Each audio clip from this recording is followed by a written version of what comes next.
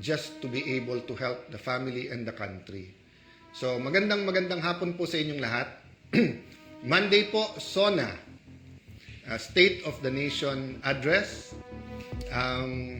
I've heard na from a few people, isang kaibigan na congressman, Congressman Erice, sabi, nag-ukwentuhan kami, sana. I also heard it from some host of Bilyonaryo news channel na SONA versus SANA. And I remember during the time of former President Gloria Macapagal Arroyo, I think yung opposition kami noon nagamit din yung SANA. So I've been talking to some friends about what do you think SANA should mean, diba? So si Jeremiah Belica, Brother Jeremiah, sabi niya, leadership kasi is stewardship, diba? Yung hindi naman ikaw may-ari Pag ikaw ay mayor, you don't own the city. When you're governor, you don't own the province. When you're president, you don't own naman the Philippines, diba? You're steward, katiwala ka. Sabi naman ng aking good friend na si Marie, get well and get well soon and get well very well because kailangan na kailangan ka pa. Hindi lang ng yung organisasyon but yung mga communities talaga na pinagsisilbihan mo. But Marie always told me na sa lahat ng Filipino words at lahat ng words na alam niya to describe a leader, gusto niya yung pinuno. Bakit niya gusto daw yung pinuno? Kasi sabi ni Brother Marie, ang pinuno kasi pinupunuan. Kasi lahat naman may pagkukulang Walang perfect sa mundo. Ang Panginoon ang perfect. Pero ang tao, despite us being made from the image and from the nature of God, we are imperfect. So, katulad ngayon, pasensya na po kayo, may pesting ahem. I really enjoy kasi my coffee. And sometimes I shouldn't have too much, pero yun yung enjoyment ko. Hindi ako pwedeng mag-enjoyment masyado ng pagkain kasi mabilis din akong lumaki. And katulad nito, it's been a very busy 2 weeks. So, napakahirap ng isabay yung research, pag-aaral, meetings, impeachment, debate sa ilan natin mga kasamahan, and debate with my own lawyers about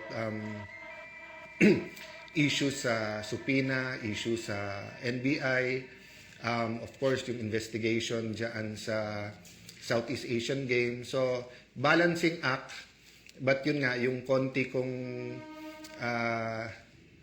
joys in life is a nice cup of coffee. So, dapat isa lang, anong oras na ba? Before 5. So, kaya lang nga, medyo napasarap and I wanted to try a different flavor. So, pasensya na kayo kung may konting pesting ahem. So, going back,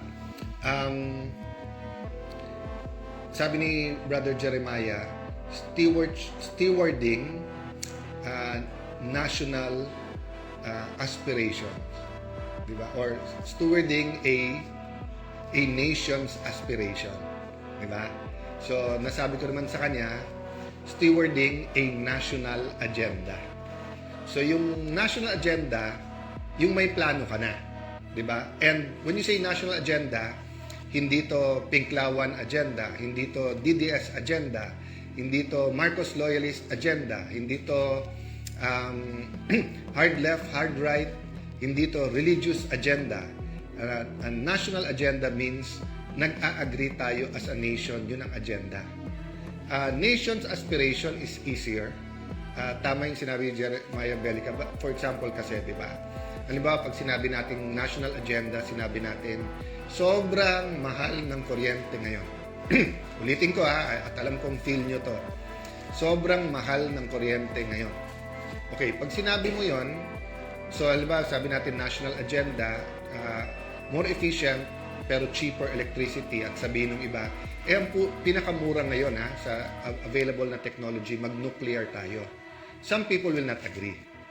So, that's why mahirap magkaroon ng consensus sa national agenda na, o kaya sabihin nila, sir, ang pinaka-efficient, cost-wise, nuclear, ang pinakamura, coal. Pero ang problema sa coal, yung environment. So, katulad ko na madaling mapesting ahem kasi nga allergy, hika, acid. Nung bata ako, napakalinis pa ng air sa Metro Manila. Believe it or not, sabi ng dad ko, nagsiswimming pa sila sa Pasig River nung bata sila. Kaya yan, yung mga taga-Pasig, mga taga-Pateros, some parts of Taguig, dyan sa Pasig River, no? But because of pollution, umiba na. Ganun din, yung hangin natin sa buong Metro Manila. So ngayon kahit sabihin mong good or stable conditions, relative pa rin yan kasi medyo as of today's standard or what's safe for human. But dati, nung marami pang puno, less cars, less diesel engines, less coal plants, di ba? Pero pag sinabi mo kasing national aspiration, for example, sinabi mong a safe and comfortable life.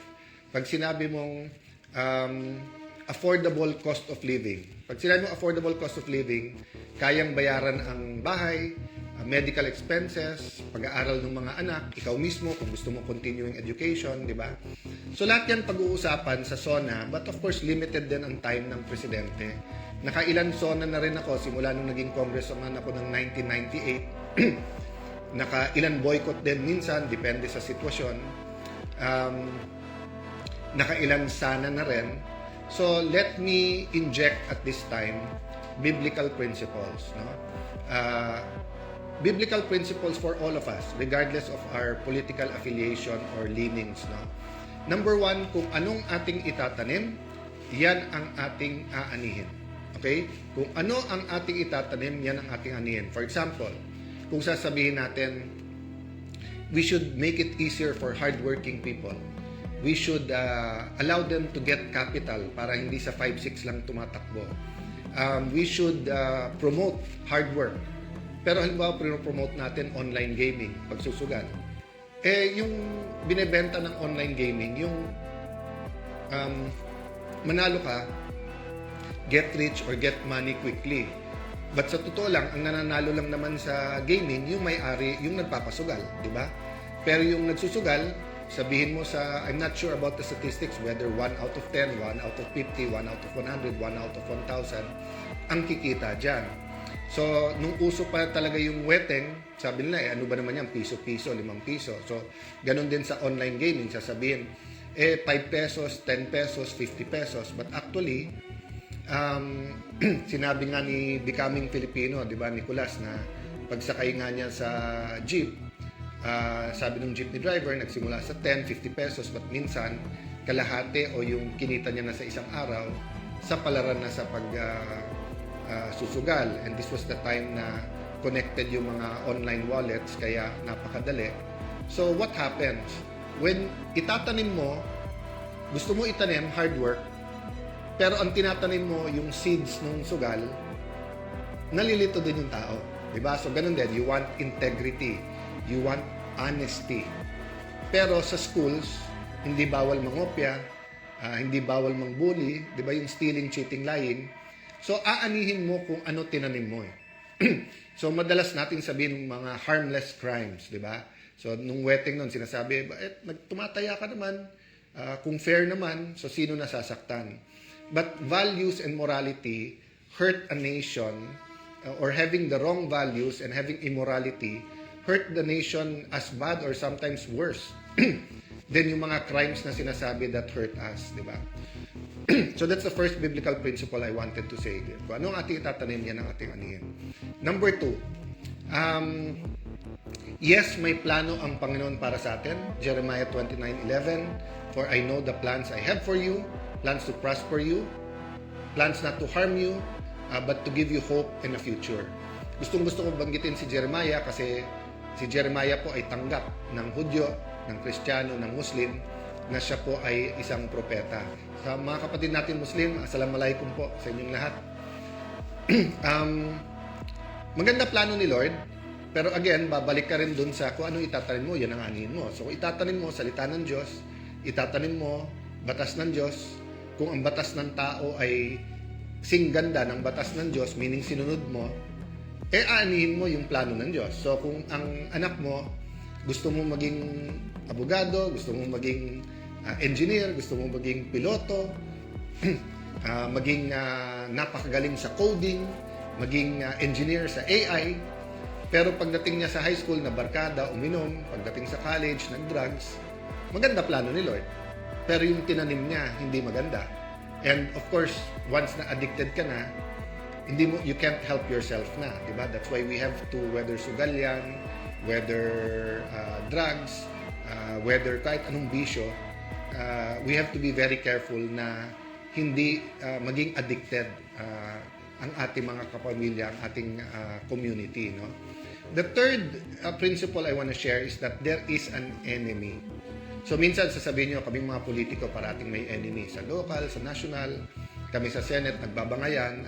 Malungkot po ngayon kasi medyo nga napalalim yung bangayan, but somehow there's always a cycle na nagkakausap, someone wiser or cooler heads na nag-uusap kasi napaka-importante na may Senado.